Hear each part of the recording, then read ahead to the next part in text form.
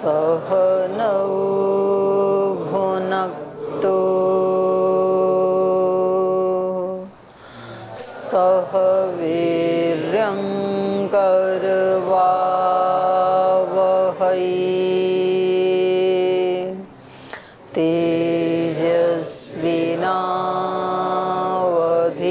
तेजस्विनावधीतमस्तु मा विद्विषावहै।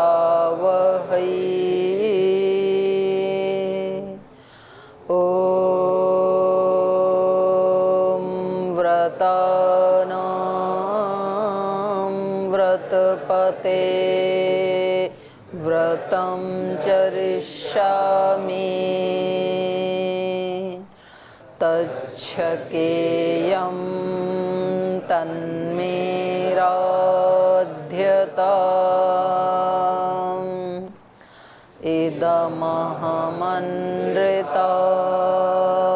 सत्यमुपैमि। ॐ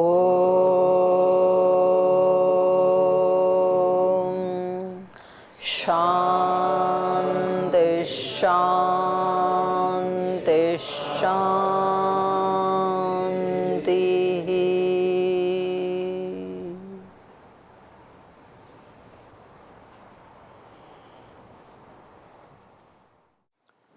वाल्मीकि रामायण के अयोध्या कांड का 63वां सर्ग हम पढ़ रहे हैं और इस सर्ग में जो प्रसंग चल रहा है, श्री भरत जी श्री राम को वापस लौटाने के लिए चित्रकूट की तरफ प्रस्थान कर चुके हैं और शाम होते होते गंगा के किनारे वो रुकते हैं जहाँ निषाद राज गुह से उनकी भेंट होती है।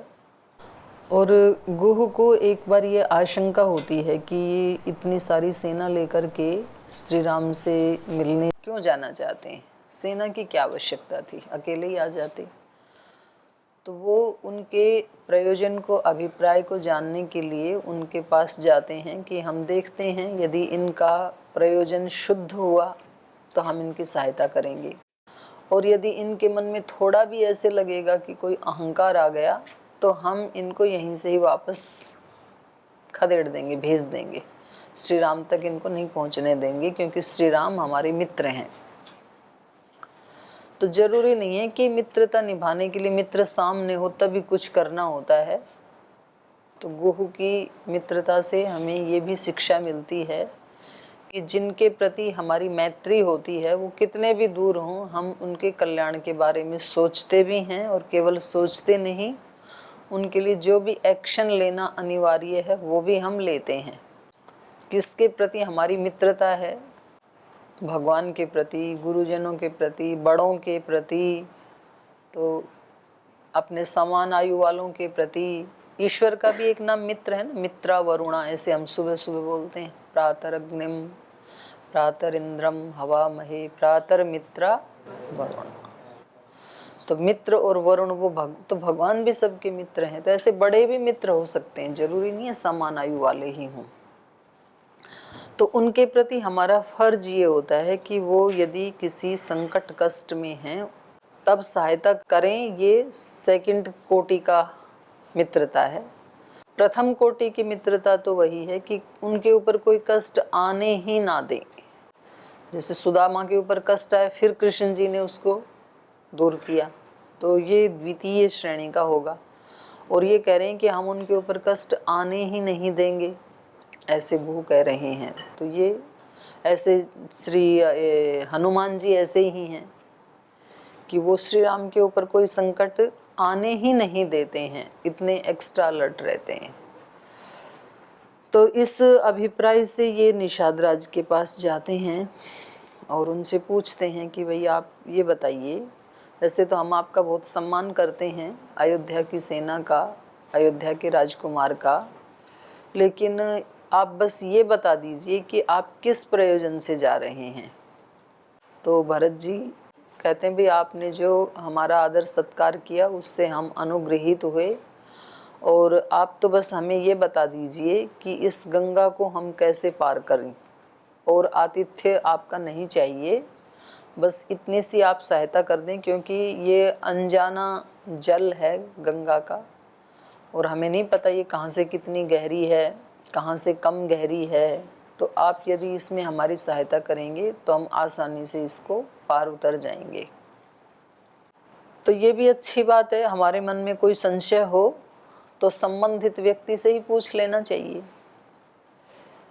कई बार हमारी भी ऐसी स्थिति होती है ना, कोई प्रमाण तो होता नहीं हमारे पास कि इस व्यक्ति ने हमारे बारे में ऐसे बोला होगा, ऐसे सोचा होगा या नहीं सोचा होगा, पर थोड़ी आशंका होती है कुछ चीज़ों को देख करके। तो फिर हम या तो उसके प्रति अपने मन में एक धारणा ही बना लेते हैं कि जरूर इसके मन में मेरे प्रति ये चल रहा होगा, वो खुद ही बना लेते हैं हम। और फिर ये जो हमारा विचार है ये फिर वहाँ उस तक भी पहुँचता है, क्योंकि स्थूल से भी ज़्यादा शक्तिशाली सूक्ष्म है। उसके पास वो नेगेटिव पहुंचता है तो उधर से रिस्पॉन्स भी नेगेटिव ही आता है। तो फिर वो कोई ना कोई ऐसा काम करेगा तो हमें ये और पक्का हो जाएगा कि हम कह रहे थे ना, हमारे मन में सही थी इसके प्रति आशंका, देखो आज इन्होंने हमारे साथ ऐसा व्यवहार किया। तो ये दूसरा नकारात्मक विचार हो गया, डबल नेगेटिविटी हो गई। ये फिर उस व्यक्ति के पास पहुंची, अब उसकी भी डबल नेगेटिविटी होगी, तो वो भी जो रिस्पॉन्स देगा वो डबल नेगेटिव देगा अब की बार, और कुछ ऐसा होगा। तो फिर हम कहेंगे कि बिल्कुल मैं सही सोचता था, मुझे तो मेरी छठी इंद्रिय जागृत हो गई है और आभास हो जाता है कि किसके मन में क्या चल रहा है। अब ये तीसरा भेज दिया मैसेज, तो फिर ये एक सिलसिला चल पड़ता है। तो ऐसे ऐसे विचारों के सिलसिले लाखों नहीं करोड़ों चल रहे हैं हमारे दिमाग में, और इस जन्म के नहीं, एक दो साल के नहीं, एक दो दिन के नहीं, अरबों अरबों वर्षों से चल रहे हैं। और वो उसका जंजाल जाल ऐसा दृढ़ सुदृढ़ हो गया कि हमारी अपनी जो आइडेंटिटी थी, अपना जो अस्तित्व था, पूरा ढक चुका है। अब हमें अपनी पहचान भी यही दिखाई देती है, राग द्वेष पूर्ण वाली ही, अच्छे बुरे वाली, सुख दुख वाली। और अपने ये जो बिल्कुल ऊपरी स्तर वाला जो हमारा माइंड है, उसमें जो कुछ चलता है बस उसको हमने सत्य मान रखा है। और जबकि ये ग्रंथ हमें बताते हैं कि भाई ये सत्य नहीं है, आपका अस्तित्व कुछ और है, ऐसे बताते हैं सभी ऋषि हमें। तो हमें ये समझ में नहीं आता कि ये ऋषि हमारे बारे में बोल रहे हैं या किसी दूसरे तीसरे लोग की बातें कर रहे हैं, कहीं अन्यत्र की बातें कर रहे हैं या हमारी कर रहे हैं। आपको कोई कहे कि भाई आप तो ऋषि हैं, तो आपको अंदर से विश्वास नहीं होगा। अच्छा तो लग जाएगा थोड़ी देर के लिए कोई कहेगा तो, पर आपको लगेगा कि ऋषि कहाँ हूं मैं। श्रद्धेय स्वामी सोमानंद जी महाराज, जिनके बारे में कई बार चर्चा करते हैं हम, तो उन्होंने एक बार एक व्यक्ति उनके पास आए और बहुत प्रतिष्ठित व्यक्ति थे, वो बहुत विद्वान भी थे। तो उन्होंने कहा कि आओ ऋषि बैठो। नहीं नहीं नहीं महाराज, मैं कहाँ ऋषि, मेरे अंदर तो बहुत सारे दोष हैं। तो ऐसे उसने तुरंत रिएक्ट किया। तो स्वामी जी बोले कि कोई चीज़ आपको दे रहा हूँ तो उसको फेंक क्यों रहे हो, आपके हाथ में हीरा दे रहा हूँ तो उसको फेंक क्यों रहे हो, संभाल के रखो ना। तो इसका क्या अभिप्राय है, नहीं हो तो बन जाओ, हम आपको देखना चाहते हैं, हमारा ये अभिप्राय है। तो ऐसे हमें, यद्यपि वो तो अपनी बहुत ऊंची चेतना से और हमारे जो हमारा एक ढका हुआ छिपा हुआ व्यक्तित्व है उसको देखते हैं, वो तो एक्सरेज की तरह, एक्सरेज अंदर तक देख लेती है ना, तो ऐसे गुरु की दृष्टि होती है एक्सरे की तरह से। तो वो तो आत्मा को ही देखते हैं, वो हमारे दोष युक्त व्यक्तित्व को ये सोचते हैं कि ये जैसे ऐसे ही है जैसे किसी ने किसी दिन गंदा कपड़ा पहन रखा हो।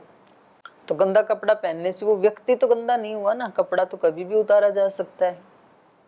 मानो वो व्यक्ति विद्वान है, धनवान है, गुणवान है, तो गंदा कपड़ा पहनने से वो निर्धन तो नहीं हो जाएगा और मूर्ख भी नहीं हो जाएगा, तो उसका तो कभी भी चेंज कराया जा सकता है।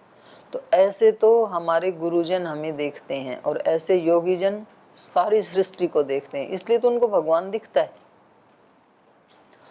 तो ये दृष्टि का ही भेद है, पर सामान्य रूप से ये दृष्टि होती नहीं है। इस दृष्टि को पाने के लिए भी प्रबल पुरुषार्थ और प्रबल तप करना होता है, प्रबल अभीप्सा करनी होती है।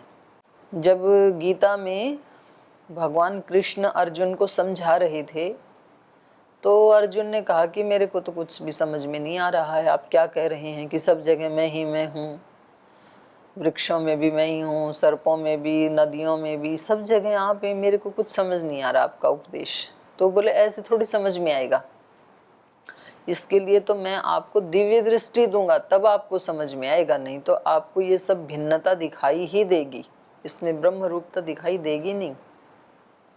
तो जो शब्द श्रद्धेय स्वामी जी महाराज प्रयोग करते हैं, ब्रह्म चेतना, ऋषि चेतना, गुरु चेतना, वो हमारी समझ में आती नहीं है। वो हम सुन तो लेते हैं कि ये है क्या और उसमें कैसे प्रतिष्ठित हों, हम तो अपनी वाली में ही प्रतिष्ठित रहते हैं। हाँ, हम याद जरूर कर लेते हैं, हमें ये जरूर पता लग गया कि कोई ऊंची चेतना होती है, ये ऋषि चेतना, गुरु चेतना, भागवत चेतना, पर समझ में नहीं आता है क्योंकि हमारे पास वो दृष्टि नहीं है, हमें तो वही भिन्नता ही दिखाई देती है। तो फिर भगवान कृष्ण ने कहा था कि ठीक है, वो दिव्य दृष्टि तुझे मैं दूंगा। तो वो दिव्य दृष्टि किसी को भगवान की कृपा से या गुरु की कृपा से ही मिलती है, और वो जिसको मिल गई तो उसका तो जीवन धन्य हो गया। फिर ये तो फिर बहुत बड़ी उपलब्धि है, किसी कोई दिव्य दृष्टि को प्राप्त हो जाए। लेकिन ये ऐसा भी नहीं है कि किसी को भी दे दे गुरु, गुरु तो उदार हैं तो सबको ही दे दे ना, फिर तो वो देते हैं पात्र को। तो अपना कुल मिला करके एक ही काम है, अपनी पात्रता को बढ़ाने का प्रयास करते रहें और अभीप्सा करते रहें, दोनों काम करते रहें।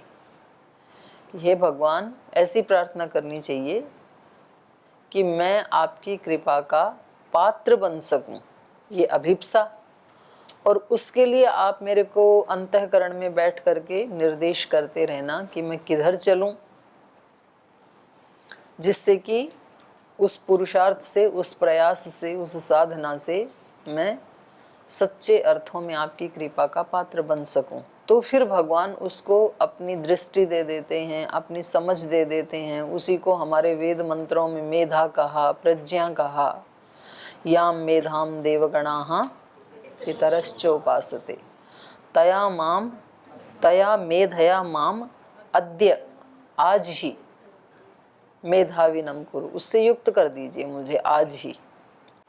तो ये मैंने इस प्रसंग में बताया कि हमारे मन में किसी के प्रति कोई आशंका हो तो हमें उसी संबंधित व्यक्ति से पूछ करके उसको स्पष्ट कर लेना चाहिए, तो वो सिलसिला वहीं खत्म हो जाता है। और यदि स्पष्ट नहीं करते हैं, उन धारणा को बना के रख लेते हैं, तो फिर वो बहुत जल्दी उसकी ग्रोथ होती है और उससे हमारा अंतःकरण बहुत सारे दोषों से और दूषितताओं से भर जाता है, और फिर साधना करने का और कृपा पात्र बनने का चांस ही नहीं रहता है। तो फिर बहुत देर हो जाती है, हमारे को बहुत हानि हो जाती है।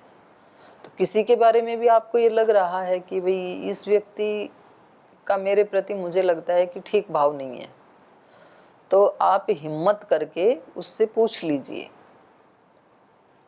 कि भाई मैं आपके व्यवहार से ना कुछ ऐसे लग रहा है कि आपके मन में मेरे प्रति कुछ चल रहा है, तो इसमें क्या सत्य है, ऐसे पूछ लेना चाहिए। नहीं तो व्यक्ति धारणा बना लेते हैं और गलत धारणाएं बन जाती हैं कई बार। अच्छा, किसी व्यक्ति की किसी एक दो व्यक्तियों की आपस में बनती नहीं है, और उनमें से कोई एक व्यक्ति किसी तीसरे के साथ मित्रता कर लेता है, या बड़े हैं तो उनकी आज्ञा पालन करता है, उनका सेवा शुश्रूषा करता है। तो अब इस एक व्यक्ति का संबंध दो के साथ हो गया, एक उस मित्र के साथ, एक इधर किसी तीसरे के साथ।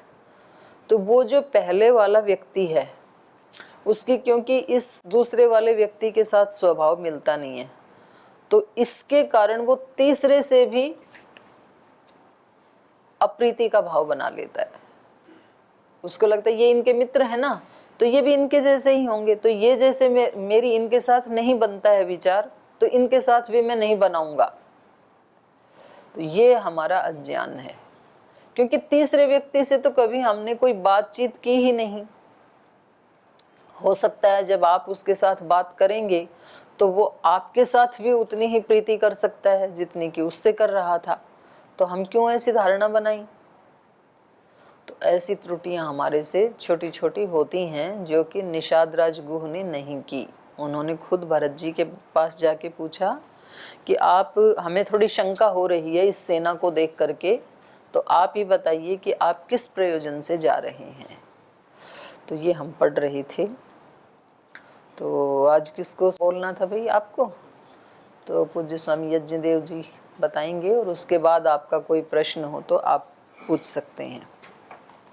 ओ, ओ, जी बोलिए। रामायण में हम प्रभु श्री राम जी का जीवन को देखें तो उसमें जब वो घर से गुरुकुल जाते हैं पिता की आज्ञा के साथ, गुरुकुल में जब वह वास करते हैं तो गुरुजनों की आज्ञा, गुरुजनों के प्रति उनकी निष्ठा, उनकी श्रद्धा, नियमों का पालन से लेकर के हर चीज़ में एक आदर्श रूप में अपने गुरुकुल काल को व्यतीत करने के उपरांत जब वो घर पे आते हैं तो पारिवारिक जितने भी उत्तरदायित्व है उन पारिवारिक उत्तरदायित्वों में पूर्ण निपुणतापूर्वक वो अपने कार्य मानी इन सारी घटनाओं से गुरुकुल में हम कहें, चाहे परिवार में घर पे आए तब कहें या घर पे आने के उपरांत भी, जब गुरुजन उसको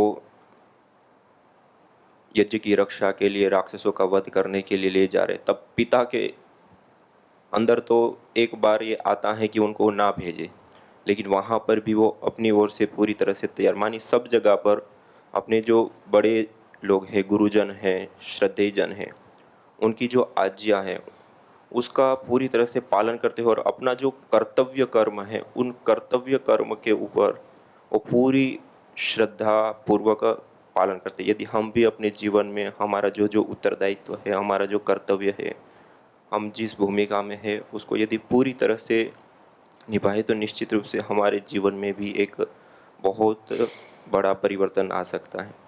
और दूसरा, प्रभु श्री राम का जीवन को हम देखें तो उनका जन्म पुत्र कामेष्टि यज्ञ से लेकर के जब वो गुरुकुलवास करते हैं तो वहाँ पर भी दैनिक अग्निहोत्र से लेकर के, और जब वो नगर में आते हैं तब देखें अग्निहोत्रम पुरस्कृत्य प्रस्थास्य यत्र राघव आदि जो प्रसंग आ रहे हैं कि एक अग्निहोत्र यज्ञ अपने जीवन का एक स्थूल रूप में जो अग्निहोत्र यज्ञ करते हैं उसको तो एक विशेष रूप से आचरण के रूप में देख रहे हैं, लेकिन उसके साथ साथ एक यज्ञीय जीवन की एक त्याग, एक समर्पण, एक संबंधों की पवित्रता, ऐश्वर्य को महत्व ना देकर के संबंधों को महत्व देना, एक यज्ञीय जीवन जीना, वास्तविक जीवन जीना, ये भी एक बहुत बड़ी सीख है। यदि हम भी अपने जीवन में यज्ञीय जीवन को धारण करते एक बहुत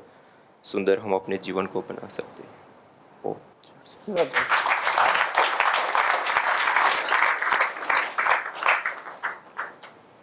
तो क्योंकि स्वामी जी का जीवन यज्ञ है और इनका नाम भी यज्ञदेव है, तो ये सब जगह यज्ञ को ही ढूंढ लेते हैं। तो और इन्होंने ऐसे कहा भी कि श्री राम, मतलब दो बातें इन्होंने ढूंढी बहुत अच्छी। वैसे आप लोग बहुत अच्छा चिंतन कर रहे हैं कि एक तो ना पूरे कॉन्फिडेंस के साथ अपना काम करें। जैसे पिता को तो थोड़ा डर लग रहा था कि मेरा बच्चा वहाँ जंगल में जा रहा है, राक्षसों के बीच में जा रहा है, राजकुमार है, तो पता नहीं मन लगेगा कि नहीं लगेगा। लेकिन राम को कोई भय नहीं है। अभयम सत्व संशुद्धि उनके अंदर पूरी घटित है वो पूरे अभय हैं, तो वो राक्षसों से लड़ने के लिए भी तैयार हैं और यज्ञ की रक्षा के लिए पुरुषार्थ भी पराकाष्ठा के ऊपर है, प्रमाद रहित होकर के उसकी रक्षा कर रहे हैं। तो इन्होंने ये ढूंढा कि उन्होंने अपने जीवन में यज्ञ को सर्वोपरि रखा है, कि यज्ञ की रक्षा के लिए वो बिल्कुल एक योद्धा की तरह, सिपाही की तरह, एक योगी की तरह तैनात होके खड़े हैं। आकर के भी तो पूरा जीवन उनका यज्ञ से ओतप्रोत है।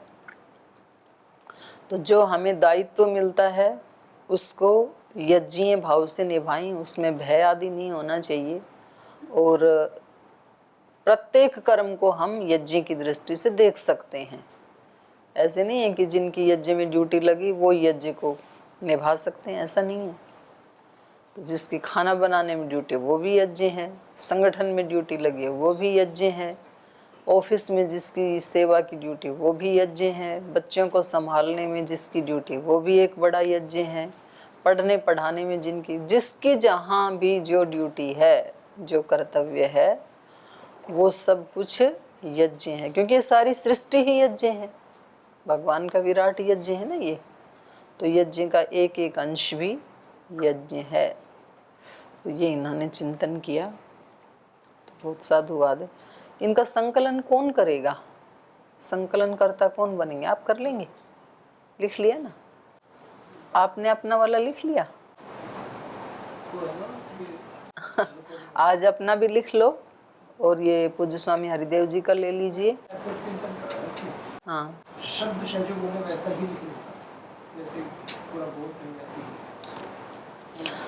उसमें सिर्फ सार वो तो आपकी मर्जी है, क्योंकि आप दे रहे हैं ना, तो देने वाले की इच्छा पे है ये तो, कि भाई मैंने जो लिखा है। तो आप ऐसा भी कर सकते हैं कि पहले लिख करके बाद में बोल लें, या ऐसा कर सकते हैं पहले बोल के बाद में लिख लें उसके अकॉर्डिंग। तो हो सकता है आपको कुछ एक दो लाइन अपनी जोड़नी है, कम करनी है, घटानी है, एडिटिंग करनी है, ठीक है, बोलने के बाद लिख सकते हैं। तो सबका एकत्रित आप कर लीजिएगा। तो संकलन करता पूज्य स्वामी आर्षदेव जी उस ग्रंथ के।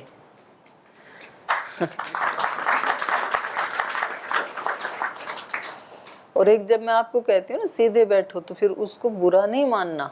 कभी कभी जैसे किसी का नाम ले देती थी, उसको लगता है मेरा ही नाम क्यों ले रहे हैं। जैसे अभी मैं वहाँ रायगढ़ गई, रायपुर छत्तीसगढ़ मीटिंग लेने, तो पूज्य स्वामी नरेंद्र देव जी वहाँ लगे हैं सेवा में। तो अब वो अपने संस्मरण सुना रहे। बोल जी जब दीदी हमारे को कहती थी कि 5 दर्शन याद करना है, तो हमें लगता था कि भाई हमारे से कैसे होंगे, क्योंकि वो जहाँ से आए थे तो उनकी भाषा अलग है, एक आदिवासी एरिया से आए थे, वो हिंदी भी नहीं आती थी ठीक से उनको। तो बोले हमें ये लगता था कि ये कहाँ आ गए, और फिर ये भी नहीं है कि इनसे बच जाएं। तो जो सुनना है सच में वो पहले बैच का जो था उसमें ये कुछ बहनें भी हैं। मैं कहती थी भाई जितना मेरे को सुनना है ना वो सुन के ही छोड़ूंगी, आपको खाना पानी तब मिलेगा। तो वो अब सुना रही थी। बोल जी एक दिन तो ऐसे हुआ कि मैं उनको भारत स्वाभिमान ऑफिस में बुलाती थी सुबह सुबह। योगेंद्र जी भी थे क्या, गर्दन हिला रहे हैं। मेरे को ये लगता था यहाँ ये इधर उधर कहीं कमरे में चले जाएंगे, बहाना लगा कि वहाँ कहीं नहीं जा सकते। तो ग्राउंड में बैठ के याद करो, 5 बजे बुलाती थी और 6 बजे मैं सुनूंगी आपका, और 1 घंटा में अपना स्वाध्याय आदि कुछ कर लूंगी, मैं भी आऊंगी आपके साथ। तो वो अब बता रही मेरे को बिल्कुल याद नहीं है। बोल जी एक दिन तो ना आपका ड्राइवर था नहीं, तो गाड़ी थी नहीं, तो आप पैदल ही झोला उठा करके आ गए, लेकिन पहुंच गए आप उसी समय। और आपको पैर में चोट लगी थी, प्लास्टर हुआ था, हमने सोचा अब कक्षाएं नहीं होंगी, तब भी आप व्हील चेयर पे लेके बैठ के लेती थी। और एक दिन तो रात के 9 बज गए थे और आपने कहा था कि आज मैं सुन करके ही जाऊंगी, और हमने ये सोच लिया था कि हमें सुनाना ही नहीं है, देखते हैं कैसे सुनेंगे। तो बोले आपने भी पूरी हमारे से ज़्यादा जिद कर ली कि मैं सुन के ही जाऊंगी आपका। तो जब रात सुबह से मतलब दोपहर से जब रात के 8-9 बज गए, तो हमने सोचा कि भाई ये तो छोड़ेंगे नहीं। तो फिर हमने सोचा कि चलो फिर सुना ही देते हैं। तो बोले हमने ये सोचा था कि भाई ऐसे होता है ना कि जैसे बच्चे जिद कर लें तो जीत बच्चों की ही होती है निश्चित रूप से। और उस दिन हमारी जीत नहीं हुई, वो ऐसे बता, और मैं सच्ची बता रही, मेरे को कुछ याद नहीं है।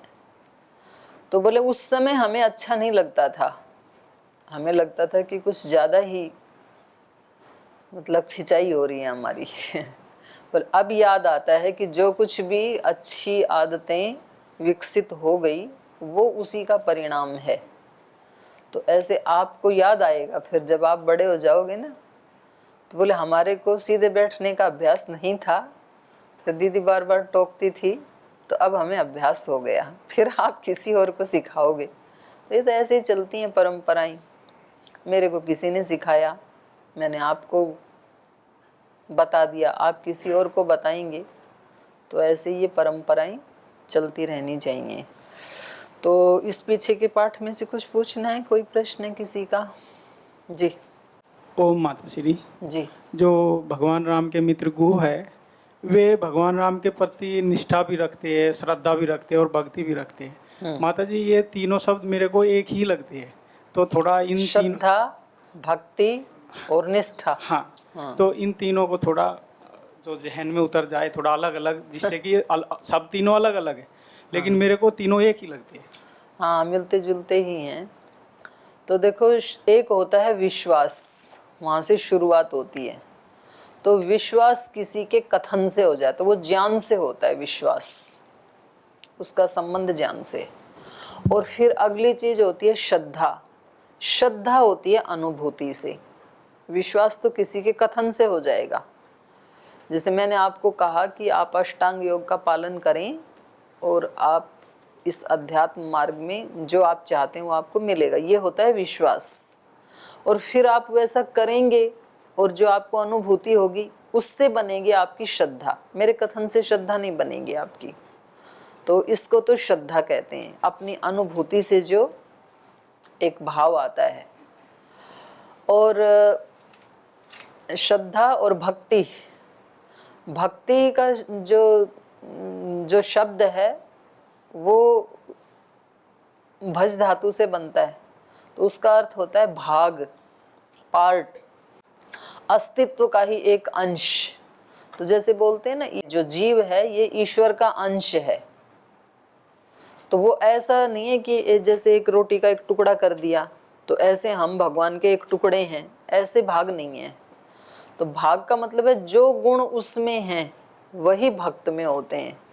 तो भक्ति का मतलब है वो वैसा ही एक व्यक्तित्व तैयार हो जाना, उसको भक्त कहेंगे।